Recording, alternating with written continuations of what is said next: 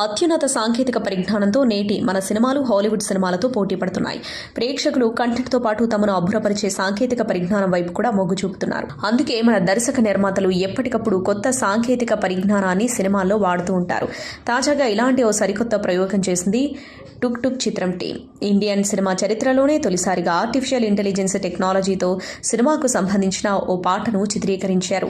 ఏలా అలా తీపి కోరే పూల తోట అంటూ సాగే ఈ పాట విజువల్స్ ఏఐ టెక్నాలజీతో ఎంతో అందంగా స్టన్నింగ్ విజువల్స్తో బ్యూటిఫుల్గా జనరేట్ చేశారు. దర్శకుడు సుప్రీత్ కృష్ణ సాహిత్యం అందించిన పాటకు సంగీత దర్శకుడు సంతు ఓంకార్ స్వరాలు అందించారు.